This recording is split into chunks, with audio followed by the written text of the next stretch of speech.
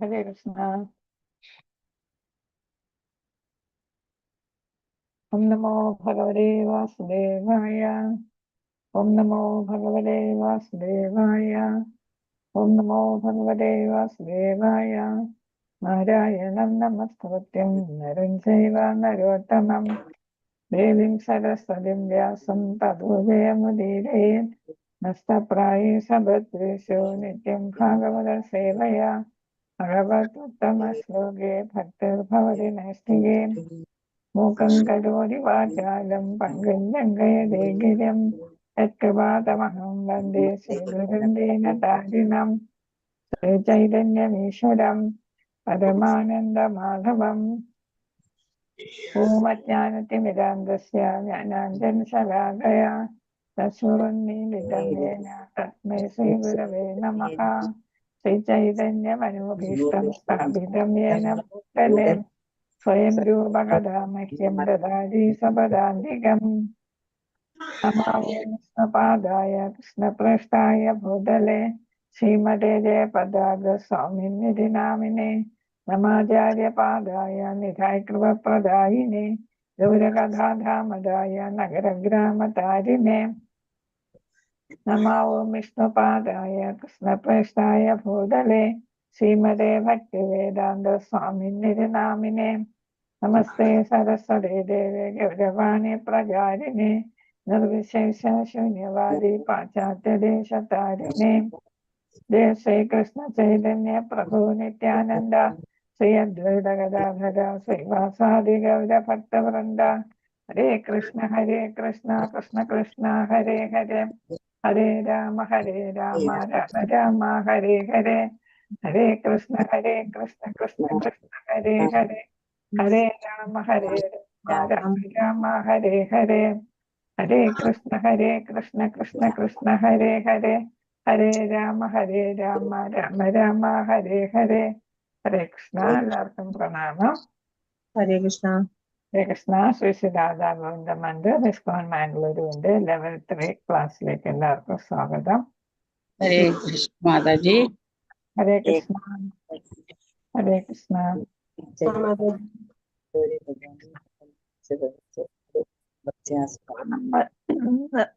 ഇന്ന് മന്ത്രം 6 പഠിക്കുക. 5ാമത്തെ മന്ത്രം ആർക്ക് ചൊല്ലാം അല്ലെങ്കിൽ വായിക്കാം? കാണാണ്ടറിയില്ല, വായിക്കാം. ചൊല്ലാം മാതാജി. ചൊല്ലിക്കോളും. ഹരേ കൃഷ്ണ. തതേജതി തന്നൈജതി തത്തൂരേ തദ്വന്ദികേ തദന്തരസ്യ സർവസ്യ തദു സർവസ്യാസ്യ ബാഹ്യതഃ. ഹരേ കൃഷ്ണ. അടുത്താരോ ചൊല്ലുന്ന വായിക്കുന്ന ആരാണ്?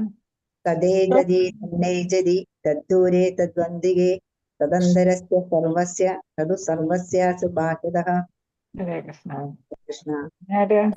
തദ്ദേജതി തന്നൈജതി തദുരേ തദ്വന്ദികേ തദന്തരസ്യ സർവസ്യ തദു സർവസ്യാസ്യ ബാഹ്യതഃ. ഹരേ കൃഷ്ണ. ചൊല്ലിക്കോളും. ഹരേ കൃഷ്ണ. തദന്തികേ തദന്തരസ്യ സർവസ്യ തദ് സർവസ്യസ്യ ബാഹ്യതഃ. ബാഹ്യതഃ. തദേജതി തന്നൈജതി തദ്ദൂരേ തദ്വന്ദികേ തദന്തരസ്യ സർവസ്യ തദു സർവസ്യാസ്യ ബാഹ്യതഃ. ഹരേ കൃഷ്ണ. അപ്പൊ നമുക്കിന്ന് 6ാമത്തെ ശ്ലോകത്തിലോട്ട് പോകാം. എല്ലാവരും അന്നന്ന് പഠിക്കുന്നുണ്ടെന്ന് കരുതുന്നു. 9 ശ്ലോകം കഴിയുമ്പോൾ ഒരു പരീക്ഷ ഉണ്ടാവേ. 9ാമത്തെ ശ്ലോകം കഴിയുമ്പോൾ ഒരു പരീക്ഷ. അല്ലെങ്കിൽ 18 കൂടെ ഒരുമിച്ച് പഠിക്കാൻ പാടല്ലേ. അപ്പൊ പകുതിയാകുമ്പോ ഒരു പരീക്ഷ. അത് കഴിഞ്ഞിട്ട് പരീക്ഷ എഴുതാൻ മടിച്ചിട്ട് നിങ്ങൾ കയറാതിരിക്കേണ്ട. സർട്ടിഫിക്കറ്റ് വേണമെന്നുള്ള ഒരു പരീക്ഷ എഴുതിയാൽ മതി. എല്ലാവർക്കും കയറാൻ പഠിക്കാം. സർട്ടിഫിക്കറ്റ് വേണമെങ്കിൽ പരീക്ഷ എഴുതണം, അത്രേ ഉള്ളൂ. അല്ലാതെ പരീക്ഷ എഴുതിയില്ലെന്ന് വെച്ച് കയറാതിരിക്കരുത്. ഹരേ കൃഷ്ണൻ. അപ്പൊ 6ാമത്തെ ശ്ലോകം. യസ്തു സർവാണി ഭൂതാനി ആത്മന്യമാ പശ്യതി സർവാണി ഭൂതാനി ആത്മന്യേവാനുപശ്യതി സർവഭൂതേഷു ചാത്മാനം തതോ ന വിജുഗുപ്സതേ. ഷെയർ ചെയ്തോട്ടെ. ചൊല്ലട്ടെ മാതാജി. സർവാണി ഭൂതാനി ഇച്ചിരി വലിയ മിസ്റ്റേക്ക് ഇതിലുണ്ട്. യസ്തു സർവാണി ഭൂതാനി ആത്മന്യേവാനുപശ്യതി സർവഭൂതേഷു ചാത്മാനം. ചാത്മാനം എന്നാണ് അവിടെ ദീർഘം മാറിക്കിടക്കുകയാണ്. ചാത്മാനം തതോ ന വിജുഗുപ്സ്യതേ. യസ്തു സർവാണി ഭൂതാനി ആത്മന്യേവാനുപശ്യതി സർവഭൂതേഷു ചാത്മാനം തതോ ന വിജുഗുപ്സതേ. അപ്പൊ ഇവിടെ അത് പിരിച്ച് വായിക്കുന്നെങ്കിൽ യഹ തു അല്ലെ, യഹ തു അതായത് ഏതൊരുവനാണോ, അതായത് ഏതൊരു സത്യദർശിയാണോ, സർവാണി ഭൂതാനി സകല വസ്തുക്കളിലും, എല്ലാ പ്രപഞ്ച അതായത് എല്ലാ പ്രപഞ്ച ഘടകങ്ങളിലും, എല്ലാ ഭൂതങ്ങളിലും, ജീവസത്തകളിലും, ആത്മനി ഏവ അതാണ് ആത്മന്യേവ എന്ന് വെച്ചാൽ ആത്മനി ഏവ ആത്മാവിലും, അതിൽ അതായത് തന്നിൽ തന്നെയും ഭഗവാനുമായി ബന്ധപ്പെട്ട് മാത്രം. നമ്മളെ ഉള്ളിലും ആത്മാവുണ്ട്, പരമാത്മാവുണ്ട് അല്ലെ. അതായത് എല്ലാം ഭഗവാനുമായി ബന്ധപ്പെട്ട് മാത്രം സംബന്ധം, ഭഗവാനുമായിട്ടുള്ള സംബന്ധത്തില്. സർവഭൂതേഷു ആത്മാനം ച, സർവഭൂതേഷു ചാത്മാനം എന്നുള്ളത് ആത്മാനം ച, സർവ അതായത് എല്ലാ ഭൂതങ്ങളിലും ആത്മാവിനെയും തന്നെയും, ആത്മാവിനെന്ന് വെച്ചാൽ തന്നെ തന്നെയും അല്ലെ. അതായത് സകല ചരാചരങ്ങളിലും പരമാത്മാവിനെ എന്നാണ്. അനുപശ്യതി കാണുന്നത്, വ്യവസ്ഥാപിതമായി ദർശിക്കുന്നത്. കാണുന്നത് എന്ന് വെച്ചാൽ ദർശിക്കുന്നത്. ഭഗവാനെ കാണുകയല്ല, ഭഗവാനെ ദർശിക്കുകയാണ് അല്ലേ നമ്മൾ ചെയ്യുന്നത്. സർവചരാചരങ്ങളിലും ഭഗവാനെ ദർശിക്കുക, സഹ അത് ചേർത്തതാണ്. ആ മനുഷ്യൻ തതഹ അപ്രകാരമുള്ള കാഴ്ച കാരണമായിട്ട്, ഹേതുവായിട്ട്, അത് കാരണമായിട്ട് ന ബിജുഗുപ്സ്യതേ ഒന്നിനെയും വെറുക്കുന്നില്ല. ബിജുഗുപ്സ്യത എന്ന് വെച്ചാൽ വെറുക്കുക. അപ്പൊ ന എന്ന് വെച്ചാൽ ഇല്ല, ഒന്നിനെയും വെറുക്കുന്നില്ല എന്നാണ്. അപ്പൊ ഏതൊരുവനാണോ, ഏതൊരു സത്യദർശിയാണോ സകല വസ്തുക്കളിലും അല്ലെങ്കിൽ സകല പ്രപഞ്ച ഘടകങ്ങളിലും, ഭൂതങ്ങളിലും, ആത്മാവിലും അല്ലെങ്കിൽ തന്നിൽ തന്നെയും ഭഗവാനുമായി ബന്ധപ്പെട്ട് മാത്രം എല്ലാ ചരാചരങ്ങളെയും കാണുന്നുവോ, ആ മനുഷ്യൻ അത് കാരണം എന്ത് ചെയ്യുന്നു, ഒന്നിനെയും വെറുക്കുന്നില്ല എന്നാണ് ഇവിടെ പറഞ്ഞിരിക്കുന്നത്. ഹരേ കൃഷ്ണ.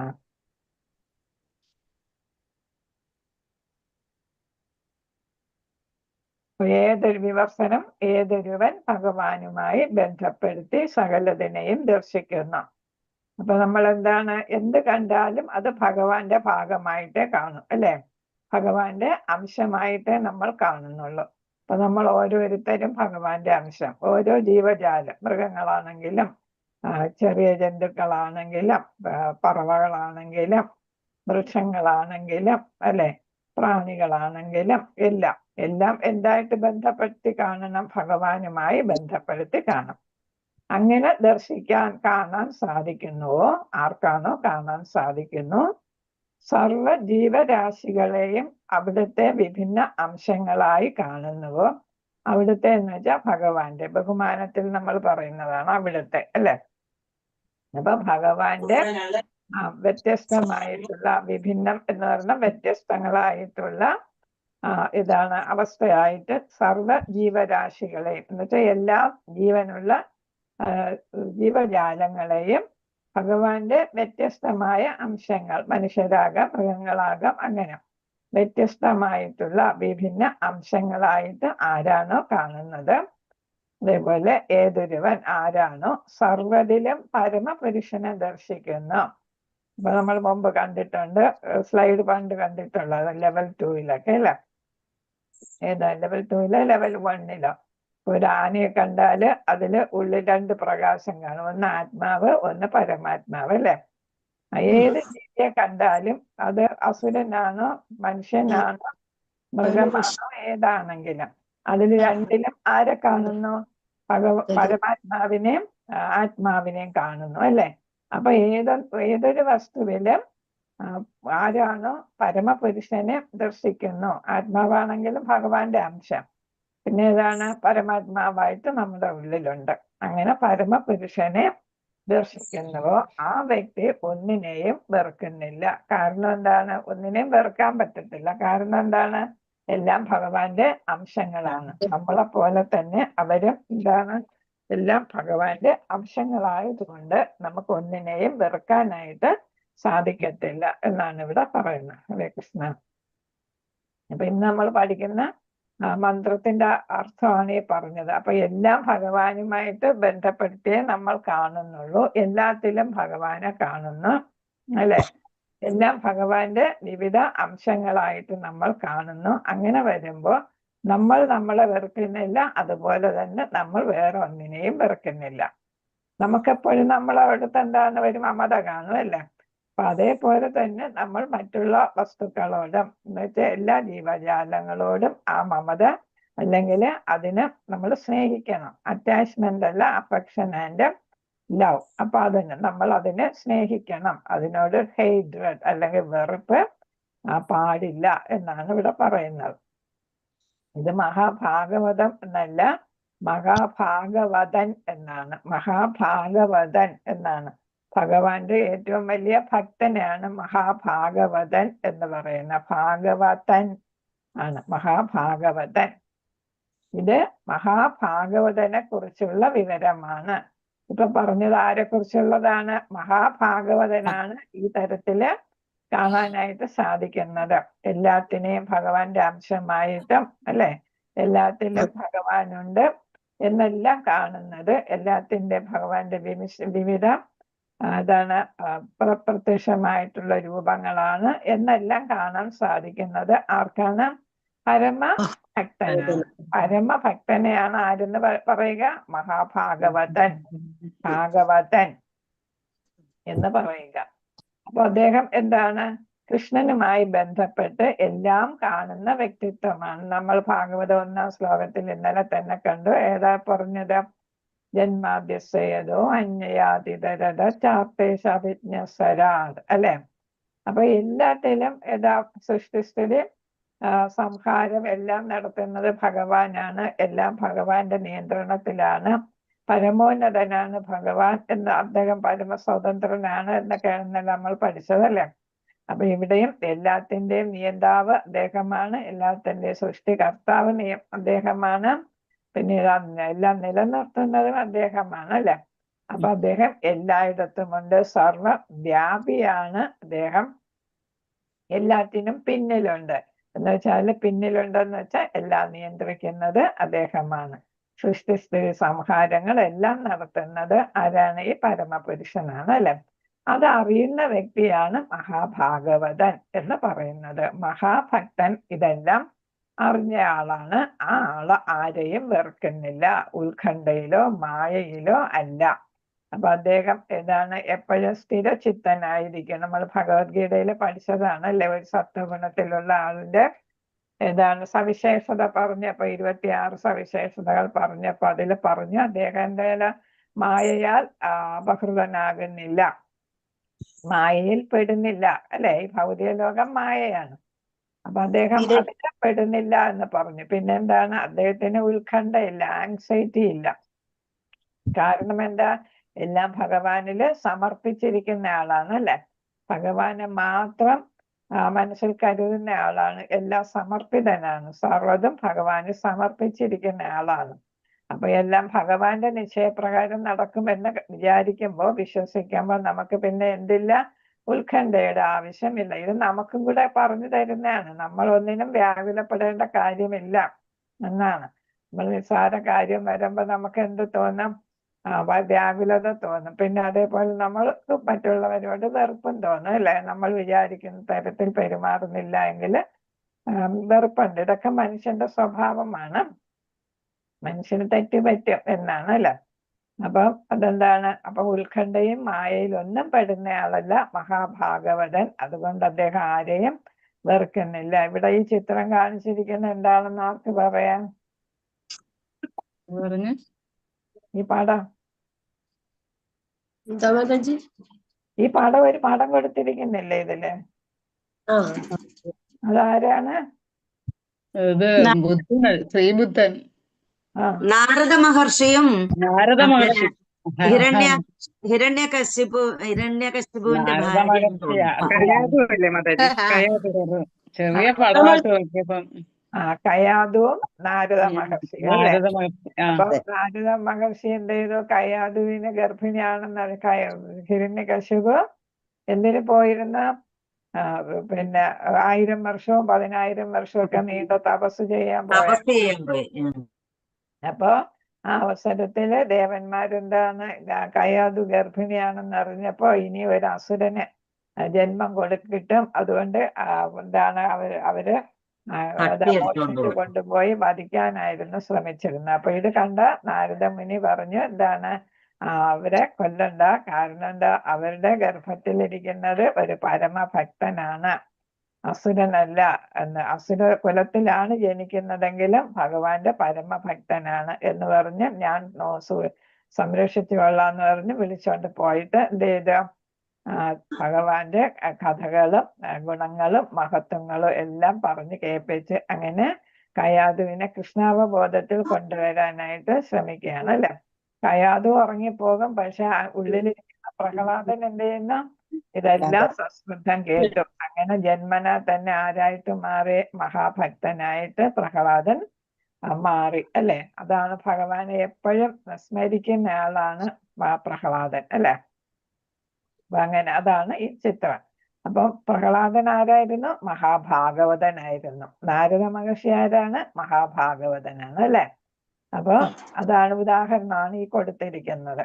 ഹരേ കൃഷ്ണ. അപ്പൊ ആരെയും വെറുക്കുന്നില്ല. അപ്പൊ ബാലനായിരുന്നപ്പോഴെന്താണ്? അസുര ബാലന്മാർക്കെല്ലാം ഭഗവാന്റെ മാഹാത്മ്യം പറഞ്ഞു കൊടുക്കുകയായിരുന്നു ചെയ്തതല്ലേ? ഹരേ കൃഷ്ണ.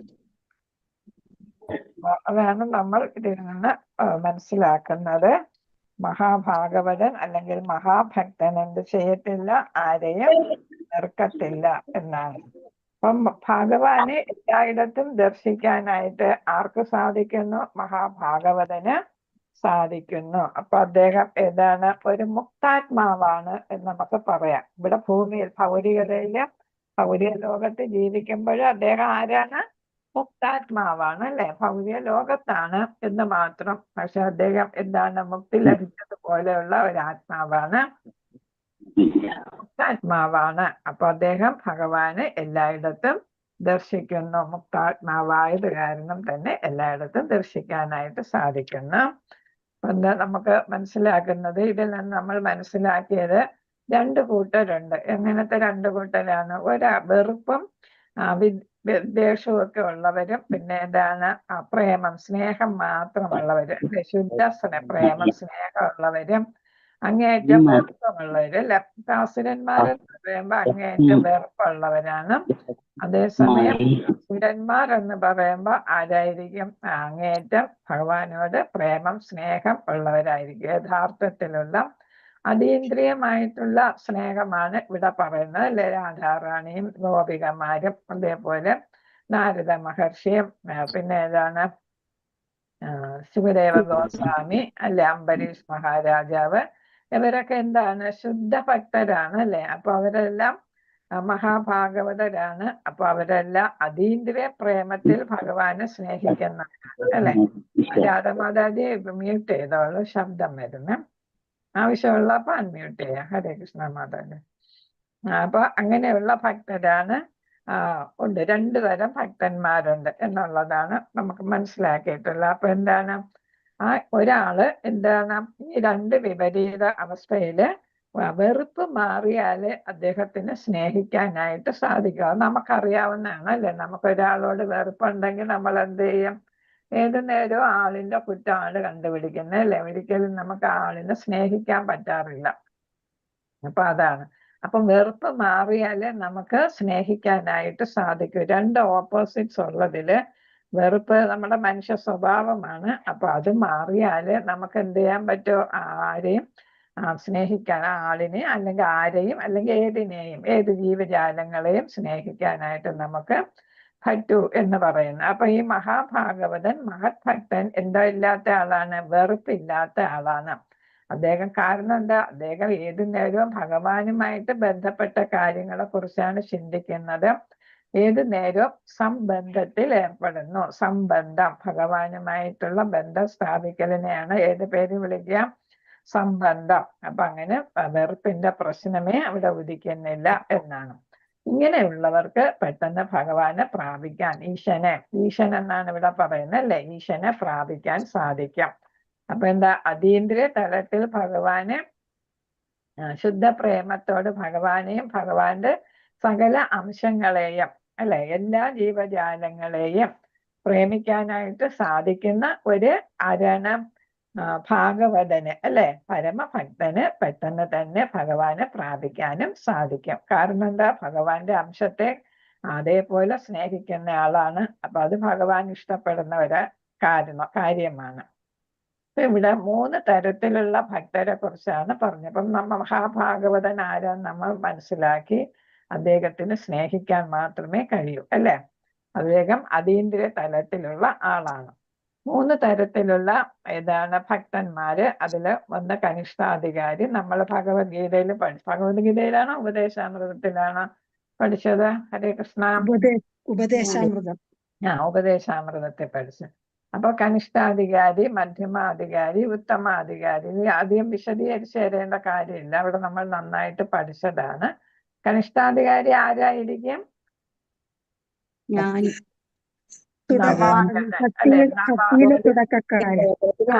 നവാഗതൻ എന്ന് പറയുമ്പോ ഭക്തിയുടെ തുടക്കക്കാരനാണ്. അപ്പൊ എല്ലാവരെയും കുറിച്ച് വ്യക്തമായിട്ടുള്ള ഒരു ധാരണ ഉണ്ടായിരിക്കത്തില്ല അദ്ദേഹത്തിന്. അതേപോലെ തന്നെ ശാസ്ത്ര ഗ്രന്ഥങ്ങളിൽ ജ്ഞാനം ഉണ്ടായിരിക്കത്തില്ല. ഭക്തൻ ആരാണ്, അഭക്തൻ ആരാണ്, മധ്യമാധികാരി ആരാണ്, ഉത്തമാധികാരി ആരാണ് എന്നൊന്നും അദ്ദേഹത്തിന് മനസ്സിലാകുന്നുണ്ടാവില്ല. കാരണം എന്താണ്? അത്രയ്ക്കുള്ള ജ്ഞാനമേ അദ്ദേഹത്തിനുള്ളൂ. അദ്ദേഹം ക്ഷേത്രത്തിൽ പോകുന്നു, വിഗ്രഹത്തെ ആരാധിക്കുന്നു, മടങ്ങുന്നു. അവിടെയുള്ള ഭക്തന്മാരുമായിട്ടൊന്നും വലിയ കൂട്ടുകെട്ടൊന്നും ഇല്ല. ചിലപ്പോൾ അദ്ദേഹം അവരുമായിട്ട് കലഹിച്ചൊന്നും ഇരിക്കും. കാരണം ഞാൻ പറയുന്നതാണ് ശരി, എന്റെ വിശ്വാസമാണ് ശരി എന്നൊക്കെ പറഞ്ഞിട്ട് ചിലപ്പം അവിടെ തർക്കിച്ചൊന്നും ഇരിക്കും ഭക്തരോട്. അപ്പൊ അങ്ങനെ ഒരു കാര്യത്തിൽ ഒരു നിഗമനം എന്ന് വെച്ചാല് തീരുമാനം, അന്തിമ തീരുമാനം ഏതാണ് ശരി ഏതാണ് തെറ്റ് എന്നുള്ള നിഗമനം എടുക്കാനായിട്ട് അദ്ദേഹത്തിന് സാധിക്കുന്നില്ല. കാരണം എന്താണ്? അദ്ദേഹം തുടക്കക്കാരനാണ്. ഇവിടെ പറയുന്ന ആദ്യത്തെ ഹരിനാമ ദീക്ഷ എടുത്ത ആളാണ് എന്നാണ് പറയുന്നത്. കനിഷ്ഠാധികാരി എന്ന് പറയുമ്പം ഹരിനാമ ദീക്ഷ എടുത്തിട്ടുണ്ട്, പക്ഷെ അദ്ദേഹത്തിന് ആവശ്യത്തിനുള്ള ജ്ഞാനമില്ല. മൃദുവും വഴക്കമുള്ളതുമായ വിശ്വാസം എന്നാണ്. എന്ന് വെച്ചാൽ ഒരു ചഞ്ചലമായിട്ടുള്ള വിശ്വാസം ആണ്, ഉറച്ച വിശ്വാസം ഇല്ല. അപ്പൊ നമ്മൾ മുന്നോട്ട് പോകുമ്പോഴേ നമുക്ക് എന്ത് വരുള്ളൂ? ഉറച്ച വിശ്വാസം വരത്തുള്ളൂ അല്ലെ? ശ്രദ്ധ എന്ന് പറയുന്ന ഭക്തിയുടെ 9 ഘട്ടങ്ങളുള്ളതിൽ ആദ്യത്തേതാണ് ഈ ശ്രദ്ധ അല്ലെങ്കിൽ വിശ്വാസം എന്ന് പറയുന്നത്. അപ്പൊ അത് അത്രത്തോളം വരത്തില്ല. ആരെങ്കിലും എന്തെങ്കിലും പറഞ്ഞാൽ ചിലപ്പോ അതാണ് ശരി എന്ന് തോന്നുന്ന ഒരവസ്ഥയാണ്. കാരണം ശരിയും തെറ്റും വേർതിരിച്ചറിയാൻ സാധിക്കത്തില്ല. മധ്യമാധികാരിയാണ്, മധ്യത്തുള്ളതാണ്. അപ്പൊ ഒരു ഇന്റർമീഡിയറ്റ് പൊസിഷനാണ് രണ്ടിന്റെയും മധ്യത്ത്. ഉത്തമാധികാരിയുടെയും കനിഷ്ഠാധികാരിയുടെയും മധ്യത്തിൽ വരുമ്പം ഉത്തമാധികാരിയെ പോലെ അത്ര ഉന്നതനല്ല, എന്നാൽ കനിഷ്ഠാധികാരിയെ പോലെ താഴ്ന്നതുമല്ല. കനിഷ്ഠാധികാരി ഏറ്റവും താഴ്ന്ന തലത്തിലുള്ളതാണ് അല്ലെ, തുടക്കക്കാരൻ. എന്നാലും മധ്യമാധികാരി കനിഷ്ഠാധികാരിയെക്കാളും ഉയർന്ന തലത്തിലാണ്. എന്നാൽ ഉത്തമാധികാരിയുടെ അത് തലത്തിൽ എത്തിയിട്ടുമില്ല. അതുകൊണ്ടാണ് ഒരു മധ്യമം എന്ന് പറയുന്നത്, ഇന്റർമീഡിയറ്റ് പൊസിഷൻ എന്നാം പറയുന്നത്. രണ്ടാമത്തെ ദീക്ഷ സ്വീകരിച്ച ആളാണ് എന്നാണ് ഇവിടെ പറയുന്നത്. അപ്പൊ എന്താണ്, എല്ലാവരെയും വേർതിരിച്ചറിയാനായിട്ട് സാധിക്കുന്നു. അപ്പൊ ഉന്നത ഭക്തനെ കണ്ട ഇത് ഉത്തമാധികാരിയാണ്, അല്ലെങ്കിൽ വേറൊരാളിനെ കണ്ട ഇത് കനിഷ്ഠാധികാരിയാണ്, വേറൊരാളിനെ കണ്ട ഇത് എന്നെ പോലെ മധ്യമാധികാരിയാണ് എന്ന് വേർതിരിച്ചറിഞ്ഞ് ഓരോരുത്തർക്കും അർഹമായിട്ടുള്ള ബഹുമാനം എല്ലാം കൊടുക്കാനായിട്ട് അവർക്ക് സാധിക്കുന്നു. അതേപോലെ തന്നെ ഇവിടെ പറയുന്നുള്ള മധ്യമാധികാരി എന്ന് പറയുന്നത് കനിഷ്ഠാധികാരി ഭൗതിക തലത്തിലാണ് ജീവിക്കുന്നത് അല്ലെ. അത് ലംഘിച്ച് ഏതാണ് ഭക്തിയിൽ വരാൻ ശ്രമിക്കുന്നുണ്ട്, ആത്മീയ തലത്തിലേക്ക് വരാൻ ശ്രമിക്കും, പക്ഷെ എത്തിയിട്ടില്ല. അതേസമയം മധ്യമാധികാരി 4 തരത്തിലുള്ള ആളുകളെ വേർതിരിച്ചറിയുന്നു എന്നാണ് പറയുന്നത്. എന്താണ്, ഭഗവാൻ എന്താണെന്നുള്ള ജ്ഞാനം അദ്ദേഹത്തിനുണ്ട്. ഭഗവാനെ കുറിച്ച് പൂർണ്ണ ജ്ഞാനം കിട്ടാൻ അദ്ദേഹത്തിന് സാധിക്കുന്നു. പിന്നെ ഭക്തന്മാർ, ഏതൊക്കെ തരത്തിലുള്ള ഭക്തന്മാർ, ഇപ്പൊ ഞാൻ പറഞ്ഞില്ലേ ഏതൊക്കെ തലത്തിൽ എത്തിയിട്ടുള്ളവരാണ്. പിന്നെ ഏതാണ്, അജ്ഞാനികളായ നിഷ്കളങ്കർ. ഇപ്പൊ ഒരു കനിഷ്ഠാധികാരി ജ്ഞാനിയായിട്ടില്ല അല്ലേ, അതേസമയം അദ്ദേഹം എന്താണ്, നിഷ്കളങ്കനാണ്. അപ്പൊ അദ്ദേഹം തെറ്റ് എന്തെങ്കിലും ചെയ്താലും ക്ഷമിക്കാനൊക്കെ ഉള്ള ഒരു കഴിവ് ആർക്കുണ്ട്, മധ്യമാധികാരിയുണ്ട്. അതേസമയം അദ്ദേഹം അസൂയാലുക്കളായ നാസ്തികരിൽ നിന്ന് അദ്ദേഹം അകന്നു നിൽക്കും. ഭഗവാന് വിശ്വാസം ഇല്ലാത്തവരുമായിട്ട് ഒരു കൂട്ടുകെട്ടും അദ്ദേഹത്തിന് ഉണ്ടാകത്തില്ല എന്നാണ് പറയുന്നത്. അപ്പം വിശ്വാസമുള്ളവരോട് അദ്ദേഹം അടുപ്പം കാണിക്കും. പിന്നെ എല്ലാവരോടും എന്ത് കാണിക്കുന്നുണ്ട്, സ്നേഹം, പ്രേമം കാണിക്കാനായിട്ട് അദ്ദേഹത്തിന് സാധിക്കുന്നു. അപ്പൊ സ്നേഹത്താൽ ഉള്ള പെരുമാറ്റം അദ്ദേഹത്തിന് സാധിക്കുന്നു. അതേപോലെ തന്നെ ഭക്തരുമായിട്ട് സൗഹൃദ ബന്ധത്തിൽ ഏർപ്പെടുന്നു. കനിഷ്ഠാധികാരി ക്ഷേത്രത്തിൽ പോകും, ആരുമായിട്ടും കൂട്ടുകെട്ടില്ല. അതേസമയം ഇവിടെ എന്താണ്, സത്സംഗം അങ്ങനെയുള്ളവരുമായിട്ട് അതിലൊക്കെ കൂട്ടുചേരാനായിട്ട് മധ്യമാധികാരിക്ക് സാധിക്കുന്നു. അപ്പൊ ഭക്തരുമായിട്ട് കൂട്ടുകെട്ടുമെന്ന് ആവശ്യമുള്ളവർക്ക് വേണ്ട ഉപദേശം നൽകാനായിട്ട് സാധിക്കുന്നു. കാരുണ്യമുള്ള ആളായിരിക്കും എന്നാണ് പറയുന്നത്. കൃപ ഉണ്ടായിരിക്കാം എന്ന് വെച്ചാല് ഏതെങ്കിലും ഒരു ഭക്തനായിരുന്നു താഴോട്ട് വീണു പോയാലും അദ്ദേഹത്തെ ഉയർത്തിക്കൊണ്ടുവരാനായിട്ടുള്ള ശ്രമം നടത്താറുണ്ട്. അപ്പൊ എന്താണ്, ഏതെങ്കിലും അറിവില്ലാത്തത് കൊണ്ടാണ്, അജ്ഞാനം കൊണ്ടാണ് ആരെങ്കിലും വീഴ്ച എന്തെങ്കിലും സംഭവിച്ചിട്ടുണ്ടെങ്കിൽ അവരെ വീണ്ടും ഉണർത്തിക്കൊണ്ടുവരാനായിട്ട് ഭക്തി എല്ലാവരുടെ മനസ്സിലും ഉണ്ടെന്ന് നമ്മൾ പഠിച്ചു അല്ലേ. ഉറങ്ങിക്കിടക്കുന്നതിനെ ഉണർത്തിക്കൊണ്ടുവരാനായിട്ട് ഒരു മധ്യമാധികാരി ശ്രമിക്കുമെന്ന് വെച്ചാൽ എല്ലാവരെയും കൃഷ്ണാവബോധത്തിലോട്ട് കൊണ്ടുവരാനായിട്ടുള്ള ഒരു ശ്രമം നടത്തും. അതേസമയം അവിശ്വാസികളോട് പറയാനും പോകത്തില്ല, അവരിൽ നിന്ന് അകന്നു നിൽക്കാനായിരിക്കും ഇദ്ദേഹം എപ്പോഴും ശ്രമിക്കുക എന്നാണ് ഇവിടെ പറയുന്നത്. അതാണ് മധ്യമാധികാരി. ഓരോരുത്തരുടെ ഗുണങ്ങളും പ്രത്യേകതകളും ഒക്കെ ചോദിക്കാം, ആരാണ് എന്താണ് എന്നൊക്കെ ചോദിക്കും. അത് കഴിഞ്ഞിട്ട് അടുത്ത് വരുന്നത് ഏതാണ്, കൃഷ്ണനില് ശാസ്ത്രങ്ങളില് ഉറച്ച വിശ്വാസം ഉണ്ടായിരിക്കും, നിരന്തരം എന്ത് ചെയ്യുന്നു, ജപിക്കുന്നു. ഇവിടെ പ്രചാരകൻ എന്ന് പറഞ്ഞ പ്രീച്ചർ അല്ല, എന്ന് വെച്ചാൽ എന്താണ്, കൃഷ്ണാവബോധം എല്ലാവരിലും പ്രചരിപ്പിക്കുക. അതാ പറഞ്ഞത്, ഉറങ്ങിക്കിടക്കുന്ന അവബോധത്തിന് എന്ത് ചെയ്യുന്നു, ഉണർത്തിക്കൊണ്ടുവരാനായിട്ടുള്ള ശ്രമം നടത്തുന്നു. അതുകൊണ്ടാണ് പ്രചാരകൻ എന്ന് പറഞ്ഞത്. അപ്പൊ ശാസ്ത്രങ്ങളുടെ ജ്ഞാനമുള്ളത് കൊണ്ട് തന്നെ അതിനനുസരിച്ച് വേദങ്ങളും ഉപനിഷത്തുകളും പുരാണങ്ങളും ഒക്കെ മനസ്സിലാക്കിയിട്ടുള്ള ആളായിരിക്കും. അപ്പൊ അതിലെല്ലാം ഭഗവാനെ കുറിച്ചാണല്ലോ പറയുന്നത് അല്ലെ, ഭഗവാനെ എങ്ങനെ പ്രാപിക്കാമെന്നാണ് പറയുന്നത്. അതുകൊണ്ട് ഭഗവാനിലും ഉറച്ച വിശ്വാസം വരും. കാരണം എന്താണ്, അടിത്തറയുണ്ടല്ലേ, ശാസ്ത്രഗ്രന്ഥങ്ങളിലുള്ള അടിത്തറയുള്ളത് കൊണ്ട് തന്നെ അദ്ദേഹത്തിന് അത് സാധിക്കുന്നു. ഭഗവാനോട് ശുദ്ധ പ്രേമത്തിൽ പെരുമാറാനായിട്ട് അദ്ദേഹം ആഗ്രഹിക്കുന്നു എന്നുള്ളതാണ്. നിരപരാധികളോട് കരുണ കാണിക്കുന്ന. അടുത്ത് വരുന്ന ഉത്തമ അധികാരിയാണ്. അദ്ദേഹം എന്താണ്, ഒന്നിൽ നിന്നും വ്യതിചലിക്കുന്ന ആളല്ല. കാരണം എന്താണ്, ദൃഢവിശ്വാസമുണ്ട് അല്ലെ, ദൃഢനിശ്ചയം എടുത്ത ആളാണ്. അപ്പൊ എന്താണ്, ഭഗവാനെ പ്രാപിക്കണം എന്നുള്ള ഒരു ദൃഢനിശ്ചയം ഉള്ളത് കൊണ്ട് ആ തരത്തിലുള്ള സേവനം എല്ലാം അനുഷ്ഠിക്കുന്ന ആളാണ് ഉത്തമ അധികാരി. എല്ലാവരോടും സമഭാവനയോടെ പെരുമാറാനായിട്ട് സാധിക്കുന്നു. അദ്ദേഹത്തിന് ഈക്വൽ വിഷൻ, എല്ലാവരോടും തുല്യമായിട്ട് സമഭാവന എന്ന് വെച്ചാൽ ഒരു മൃഗത്തെ കണ്ടാലോ, ചണ്ടാളനെ കണ്ടാലോ, അസുരനെ കണ്ടാലോ, ബ്രാഹ്മണനെ കണ്ടാലോ, ഒരു നായെ കണ്ടാലോ എല്ലാത്തിനോടും ഏതാണ് എല്ലാ ജീവജാലങ്ങളോടും സമഭാവന. കാരണം എന്താ? അദ്ദേഹം അവരിൽ ആരെ കാണുന്നുള്ളൂ? ആത്മാവിനെയും പരമാത്മാവിനെ കാണുന്നുള്ളൂ അല്ലെ. അതുകൊണ്ട് എല്ലാവരോടും സമഭാവനയോടായിരിക്കും അദ്ദേഹം പെരുമാറുന്നത്. അതേപോലെ തന്നെ എല്ലാം ഭഗവാനുമായി ബന്ധപ്പെട്ടതാണെന്നാണ് അദ്ദേഹം മനസ്സിലാക്കുന്നത്. കാരണം എന്താണ്? ഏത് തലത്തിലുള്ള ജീവിതത്തിലുള്ളവരെ കണ്ടാലും അദ്ദേഹം വിചാരിക്കുന്ന എന്താ? ഇത് ആത്മാവാണ്. അതിന്റെ ഉള്ളില് കൂടെ ഒരു പരമാത്മാവുമുണ്ട്. ഇവർക്ക് ഈ ശരീരം കിട്ടിയത് ഇവരുടെ കഴിഞ്ഞ ജന്മ കർമ്മ ഫലമായിട്ടാണ്. അപ്പൊ അവരുടെ കഴിഞ്ഞ ജന്മത്തിന്റെ ഫലമാണ് ഈ ശരീരം. ഈ ജന്മത്തിലുള്ള പ്രവർത്തനങ്ങളുടേതല്ല. പക്ഷെ അവരെന്താണ്? ആ ശരീരത്തിനുള്ളിൽ ഉള്ള ആത്മാവ് ഭഗവാന്റെ അംശമാണ്. അതുകൊണ്ട് എന്താണ്? അതെന്നെ പോലെ തന്നെ അല്ലെ. ഞാനും ഒരു ആത്മാവ്, എൻ്റെ ഉള്ളിലും പരമാത്മാവുണ്ട്. അപ്പൊ ഈ ജീവിയിലും അത് നായ ആയാലും ചണ്ടാളനായാലും ബ്രാഹ്മണനായാലും അവരിൽ എന്താ ഉണ്ട്? ആത്മാവും പരമാത്മാവും എല്ലാം ഭഗവാന്റെ അംശമാണ് എന്ന് വിചാരിക്കുന്ന ആളാണ് അചഞ്ചലമായിട്ടുള്ള ഭക്തിയുള്ള ആളായിരിക്കും അല്ലെ. അവരെന്താണ്? എല്ലാം ഭഗവാന്റെ അംശങ്ങളായിട്ട് കാണുന്നു. പക്ഷെ അവരെന്താണ്? നിരീശ്വരരെയും ഈശ്വര വിശ്വാസികളെയും വ്യത്യസ്തരായിട്ട് കാണുന്നില്ല. അതാണ് ഒരു പ്രത്യേകത എന്ന് പറയുന്നത്. കാരണം എന്താ? സമഭാവന.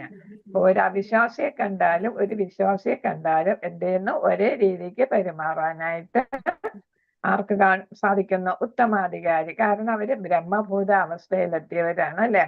ബ്രഹ്മനെ അല്ല, ബ്രഹ്മത്തെ പ്രാപിക്കാൻ യോഗ്യരായവരാണ്. ശുദ്ധ സത്വഗുണത്തിലെത്തിയവരാണ്. ഭൗതികതയുമായിട്ട് ഒരു ബന്ധവുമില്ലാത്ത ഒരു തലത്തിലെത്തിയവരാണ്. അതുകൊണ്ട് എന്താണ്?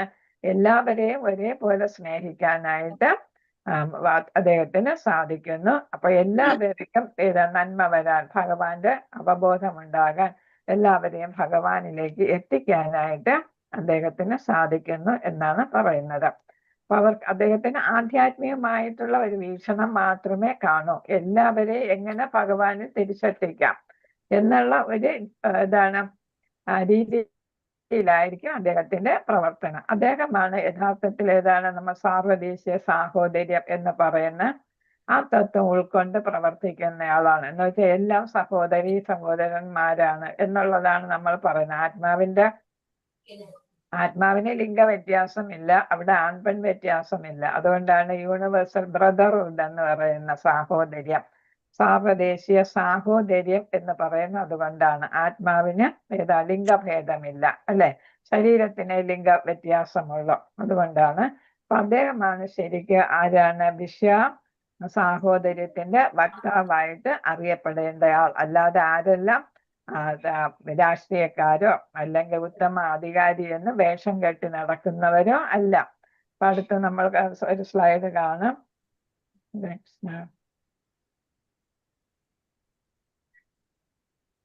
ഇതാണ് വേഷം കെട്ടി നടക്കുന്നവരാണ്. ഇത് കണ്ട ജടയും അതും ഇതൊക്കെ ഉണ്ട്. ശരീരത്തിൽ മുഴുവൻ എന്തോ ചന്ദനമോ ഭസ്മോ ഒക്കെ പൂശിയിട്ടുണ്ട്. എന്നിട്ട് ചെയ്യുന്ന എന്താണ്? ഭൗതികമായിട്ടുള്ള ദുശീലാണ് ചെയ്യുന്നത് അല്ലേ. അപ്പൊ അങ്ങനെയുള്ള ഇവരെല്ലാം അങ്ങനെയാണ്. യഥാർത്ഥത്തില് ഭക്തരല്ല, അവര് ഉത്തമ ഭക്തരൊന്നും അല്ല. പിന്നെ അത് കപട ഭക്തരായിട്ടാണ് ഇവരെ കണക്കാക്കുന്നത്. കപട ഭക്തര്. അപ്പൊ ഉത്തമ അധികാരി പക്ഷെ അവരെ വേർതിരിച്ച് കാണത്തില്ല. മധ്യമ അധികാരി ഇവരെ വേർതിരിച്ച് കാണും. അപ്പൊ അവരോട് അവിടെ ഉത്തമാധികാരികളെ അനുകരിക്കുന്നവരെ ഒഴിവാക്കുന്നതാണ് നല്ലത്. ഇത് ഉത്തമാധികാരി എന്ന് പറഞ്ഞ് പരമഭക്തരെന്ന് വേഷം കെട്ടി നടക്കുന്നവരെ നമ്മൾ എന്ത് ചെയ്യണം? അവഗണിക്കണം. അവരോട് പ്രചാരണം ചെയ്യുകയാണെങ്കിൽ നിങ്ങൾ അവരോട് അസൂയാലുക്കളാണ് അവരോട് എന്നായിരിക്കും അവര് പറയുന്നത്. അവരുടെ ഇത് നിങ്ങൾ ചെയ്യുന്ന ശരിയല്ല എന്നൊക്കെ നമ്മൾ ഉപദേശിക്കാൻ പോയാല് അവര് വിചാരിച്ചിരിക്കുന്ന അവരെന്തോ ഇതാണ് എന്നാണ് അല്ലെ. അതേസമയം അത് ശരിയായിട്ടുള്ള ഭക്തിയല്ല. ഉപദേശിക്കാൻ പോയാൽ നമുക്ക് അവരോട് അസൂയാണെന്ന് അവർ വിചാരിക്കും. അവഗണിക്കുകയാണെങ്കിൽ അവര് വിചാരിക്കും ഞാൻ അത്ര വന്നിട്ടില്ല, പോരാ എന്നുള്ള ഒരു തോന്നൽ അവർക്ക് വന്നേക്കാം എന്നാണ് പറയുന്നത്. നമ്മൾ അവഗണിച്ചാല് അവർക്ക് ചിലപ്പോ തോന്നും എന്താ ഞാന് ഉന്നത തലത്തിൽ എത്തിയിട്ടില്ല. അതേസമയം ഉപദേശിക്കാൻ പോയാൽ എന്നെ ഉപദേശിക്കാൻ ഇവൻ ആരടാ എന്നുള്ള തരത്തില് അവൻ എന്നോട് അസൂയയാണ് എന്നുള്ള ഒരു ചിന്തയായിരിക്കും വരുന്നത് എന്നാണ്. ഇപ്പൊ നമ്മൾ കാണുന്ന കപട സന്യാസിമാരെയും രാഷ്ട്രീയക്കാരും എന്താണ് അവരെല്ലാം കാണിക്കുന്നത് എന്താണ്? എല്ലാവരോടും ഭയങ്കര മനുഷ്യ സ്നേഹികളാണെന്നാണ് രാഷ്ട്രീയക്കാര്. സാമൂഹ്യ സേവനം ചെയ്യുന്ന നല്ലവരുമുണ്ട്, ചീത്തയുണ്ട് അല്ലെ? അപ്പൊ കൂടുതൽ ആളുകളും സാമൂഹ്യ സേവനം എന്തിനു വേണ്ടിയിട്ടാ? പ്രശസ്തിക്കും ഞാൻ എന്തോ ആണ് എന്ന് കാണിക്കുന്നതിന് വേണ്ടിയിട്ടായിരിക്കും. അവരൊന്നും ശരിയായിട്ടുള്ള മനുഷ്യ സ്നേഹികൾ ആയിരിക്കത്തില്ല എന്നാണ് പറയുന്നത്. അപ്പൊ അവരൊക്കെ ആരിൽ നിന്ന് പഠിക്കണമെന്നാണ്? ഉത്തമ അധികാരികളിൽ നിന്ന് പഠിക്കണം. എന്ന് വെച്ചാൽ അദ്ദേഹം എന്താണ്? ഒരു അവകാശവാദവും ഉന്നയിക്കുന്നില്ല അല്ലെ? എല്ലാവരെയും യഥാർത്ഥത്തിൽ ഒരുപോലെ കാണാനായിട്ട് സാധിക്കുന്ന ഒരു ഉന്നത അവസ്ഥയിലെത്തിയ ആധ്യാത്മിക തലത്തിലെത്തിയ ബ്രഹ്മഭൂത അവസ്ഥ നമ്മൾ പഠിച്ചതാണ് ഭഗവത്ഗീതയില്. ആ അവസ്ഥയിലെത്തിയ ആളാണ്. അതുകൊണ്ട് അവരെ പോലെ ഉത്തമ അധികാരിയെ പോലെ അനുകരിക്കാനായിട്ട് രാഷ്ട്രീയക്കാരോ ഈ കപട സന്യാസികളോ ഒന്നും ശ്രമിക്കണ്ട എന്നാണ് ഇവിടെ പറഞ്ഞിരിക്കുന്നത്. അവരെല്ലാം ചെയ്യുന്നത് ഭൗതികമായിട്ടുള്ള പ്രവർത്തനങ്ങളാണ്, ആത്മീയമായിട്ടുള്ളതല്ല. നമുക്ക് മറിച്ച് എന്ത് ചെയ്യാം? നമുക്ക് ഉത്തമ അധികാരിയെ ശരിക്കും മനസ്സിലാക്കണമെങ്കിൽ, അല്ലെങ്കിൽ അവരെ പിന്തുടരണമെങ്കിൽ നമുക്ക് എന്ത് ചെയ്യാം? ശാസ്ത്ര ഗ്രന്ഥങ്ങളെ നമ്മൾ മനസ്സിലാക്കാം. ഉറവിടമായ ഏതിന്റെ? ഭക്തിയുടെ ഉറവിടമായ അല്ലെ? കൃഷ്ണാവബോധ പ്രവർത്തനത്തിന്റെ ഉറവിടമായ വേദങ്ങളും വേദാംഗങ്ങളും പിന്നെ ഏതാണ്? ഉപനിഷത്തുക്കളും പിന്നെ ഏതുണ്ട്? അത് കഴിഞ്ഞ് ശ്രുതി കഴിഞ്ഞ പിന്നെ സ്മൃതികളായ പുരാണങ്ങളും ഇതിഹാസങ്ങളും അല്ലെ? വേദാന്ത ശാസ്ത്രങ്ങളും അല്ലെ? വേദാന്ത സൂക്തങ്ങളൊക്കെ ഉണ്ടല്ലേ? അപ്പൊ വേദാന്ത സൂക്തങ്ങളും വേദാന്ത സൂത്രങ്ങളും എല്ലാം നമ്മൾ അതിനെയൊക്കെ നമുക്ക് എന്ത് ചെയ്യാം? അനുകരിക്കാം. അതിൽ നിന്നെല്ലാം നമുക്ക് ജ്ഞാനം നേടാം, ആവശ്യമായിട്ടുള്ള ജ്ഞാനം നേടാം. അതൊക്കെ നമുക്ക് മനസ്സിലാക്കി തരാനായിട്ട് ആരുണ്ട്? ഗുരു ശിഷ്യ പരമ്പരയിലൂടെ വന്ന ആചാര്യന്മാരുണ്ട് അല്ലെ? ആ ആചാര്യന്മാർ പറയുന്നത് അനുസരിക്കുക, അത് കേൾക്കുക, ശ്രവണത്തിലൂടെ ശ്രവിച്ച് മനസ്സിലാക്കുക എന്നാണ് പറയുന്നത്.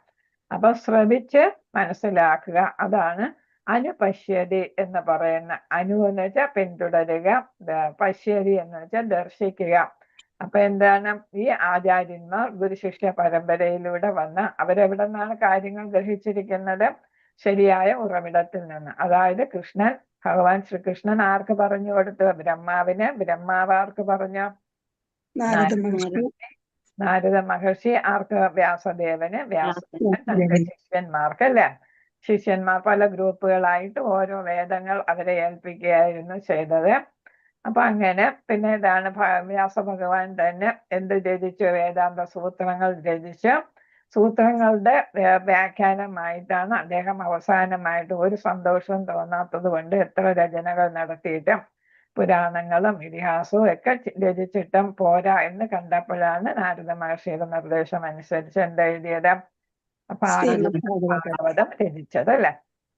അപ്പൊ അത് വേദാന്ത സൂത്രത്തിനുള്ള ഒരു വ്യാഖ്യാനമായിട്ടാണ് അത് രചിക്കുന്നത്. ഭക്തന്മാരെ കുറിച്ചും ഭഗവാന്റെ ലീലകളെ കുറിച്ചും എല്ലാം, ഭക്തന്മാരും ഭഗവാനുമായിട്ടുള്ള അടുപ്പം സംബന്ധത്തെ കുറിച്ചും എല്ലാം പറയുന്നതാണ് ശ്രീമദ് ഭാഗവതം. അതേതാണ്? സാധാരണക്കാർക്ക് മനസ്സിലാകുന്നതിന് വേണ്ടിയിട്ടാണ് അങ്ങനെയുള്ള രചന നടത്തിയത് എന്നാണ് പറയുന്നത്. വേദങ്ങളും ഉപനിഷത്തും സാധാരണക്കാർക്ക് അത്രയ്ക്ക് ഗ്രാഹ്യമാകുന്നില്ല. അതുകൊണ്ട് സാധാരണക്കാരെയും കൂടെ പ്രീതിപ്പെടുത്തുന്ന, അതേസമയം ഭഗവാനെ പുകഴ്ത്തുന്ന, ലീലകൾ വർണ്ണിക്കുന്ന ഗ്രന്ഥമായിട്ടാണ് ഏതാണ്? ശ്രീമദ് ഭാഗവത പുരാണ. അതൊരു പ്രധാനപ്പെട്ട പുരാണമാണ് അല്ലെ? വേദാന്ത സൂത്രത്തിന്റെ ഒരു വ്യാഖ്യാനമായിട്ട് എഴുതിയത്. അപ്പൊ അത് നമുക്ക് ഫോളോ ചെയ്യാം. ഏതാണ്? ഭാഗവതം. അതേപോലെ ഭഗവത്ഗീത, അതും ഒരു ഏതാണ്? സ്മൃതിയിൽ വരുന്നതാണ് ഭഗവത്ഗീത. അതൊക്കെ നമുക്ക് ഫോളോ ചെയ്യാം. പിന്നെ ഏതാണ്? ആചാര്യന്മാരിലൂടെ നമുക്ക് വേദശാസ്ത്രങ്ങൾ, സാഹിത്യ ഗ്രന്ഥങ്ങളെല്ലാം നമുക്ക് ഉൾക്കൊള്ളാം. അതിലെല്ലാം ഒക്കെ നമുക്ക് ജ്ഞാനം നേടാനായിട്ട് സാധിക്കും. അങ്ങനെയാണ് നമ്മൾ കേട്ട് പഠിക്കുന്നു, കേൾവിയിലൂടെ അല്ലെ? ഇപ്പൊ നമ്മൾ ഗുരുശിഷ്യ പരമ്പരയിലൂടെ നമ്മൾ കേൾവിയിലാണ്, ഇപ്പൊ നമ്മൾ കേൾക്കുന്നതാണ് അല്ലെ? ഇപ്പൊ തന്നെ നമ്മൾ ഓൺലൈൻ ക്ലാസ് കേൾക്കുകയാണ് അല്ലെ? നേരിട്ടാണെങ്കിലും പഠിപ്പിക്കലാണെങ്കിലും എന്താണ്? അത് കേൾക്കുകയാണ്. അപ്പൊ ശ്രവണത്തിലൂടെ നമ്മൾ എന്ത് ചെയ്യുന്നു? കാണുന്നു എന്നാണ്. ശ്രവണത്തിലൂടെ നമ്മൾ ദർശിക്കുന്നു. അതാണ് ഏതാണ് ശരിയായിട്ടുള്ള പഠനം ആയിട്ട് വരുന്ന. അപ്പൊ ശാസ്ത്ര ഗ്രന്ഥങ്ങളെല്ലാം ശ്രവിക്കുന്നു, സ്മൃതികളെല്ലാം ശ്രവിക്കുന്നു. എന്നിട്ട് നമ്മൾ അതെന്ത് ചെയ്യുന്നു? ദർശിക്കുന്നു. ആരെ ദർശിക്കുന്നു? ഭഗവാനെ ദർശിക്കാനായിട്ട് നമുക്ക് സാധിക്കുന്നു. അപ്പൊ ശ്രവണത്തിലൂടെ ഭഗവത് ദർശനം നമുക്ക് സാധിക്കുന്നു. അപ്പൊ ശ്രുതിധാര എന്ന് പറയുന്നത് ഭഗവത്ഗീത, ഭാഗവതം, അതെല്ലാം ഏതാണ് വേദാന്ത സൂത്രങ്ങൾ, പുരാണങ്ങൾ എല്ലാം ഗുരുശിക്ഷ പരമ്പരയിലൂടെ വരുന്ന ഗുരുക്കന്മാരിൽ നിന്ന് കേട്ട് നമ്മൾ മനസ്സിലാക്കുക. അതിലൂടെ ഭഗവത് ദർശനം നടത്തുക. അതേപോലെ ഗുരുക്കന്മാരുടെ കാലടികൾ പിന്തുടരുക. എന്ന് വെച്ചാൽ അവരെങ്ങനെയാണ് ഭക്തി ചെയ്തത്, അല്ലെ?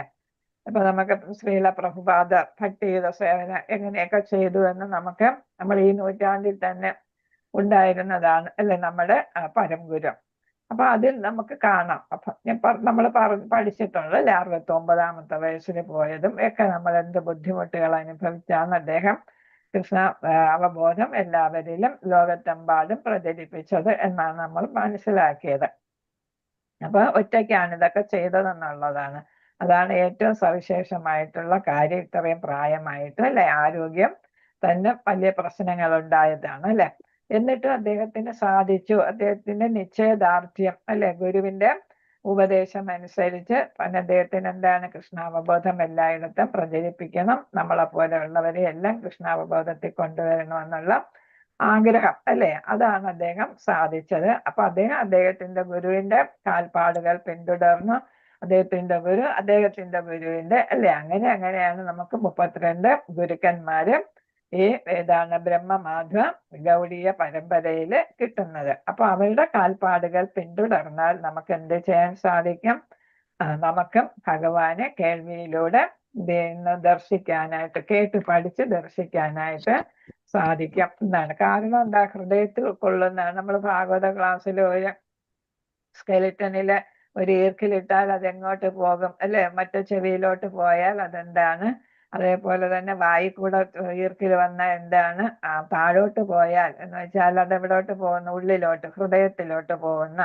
അപ്പൊ എന്താണ് ഫലം? അപ്പൊ അത് ചെവിയിൽ ഒരു ചെവി കൂടെ ഇടുമ്പോ മറ്റു ചെവി വന്ന എന്താണ്? നമ്മളെല്ലാം ചെയ്യുന്ന പോലെ തന്നെ കേട്ട് അപ്പാടെ മറക്കുന്നു, അല്ലെ? ഒരു ചെവിയുടെ കേട്ട് മറ്റേ ചെവി കൂടെ കളയുന്നു എന്നുള്ളതാവും. അപ്പൊ നമ്മൾ ഗ്രഹിക്കുന്നില്ല. വായി കൂടെ ആണെങ്കിലും എന്താണ്? നമ്മൾ വെറുതെ എന്താണ്? വാ കൂടുതൽ നമ്മൾ ഏതിനുപയോഗിക്കുന്നു എന്നാണ്? വെറുതെയുള്ള സംസ്കാരം, അല്ലെ? അതിനാണ് നമ്മൾ പ്രജൽപ, അല്ലെ, അതിനാണ് നമ്മൾ ഉപയോഗിക്കുന്നത് എന്നുള്ളതാണ് പറയുന്നത്. അതേസമയം ശരിക്കുള്ള ഭക്തരെന്താണ്? അത് പ്രചരണത്തിന് ഉപയോഗിക്കും, അല്ലെ, പ്രീച്ചിങ്ങിന് ഉപയോഗിക്കും. ഉള്ളിലോട്ട് പോവുകയാണെങ്കിൽ കേട്ടതെല്ലാം എവിടെ? ഗൃഹസ്ഥമാക്കി ഹൃദയത്തിൽ സ്ഥാപിച്ചു, എല്ലാം ഹൃദയത്തിൽ ഉൾക്കൊണ്ടു. അപ്പൊ ആ ഹൃദയത്തിൽ ഉൾക്കൊണ്ട് അതിനെ നടപ്പിലാക്കുകയാണ് ശരിയായ ഭക്തർ ചെയ്യുന്നത്, അല്ലെ.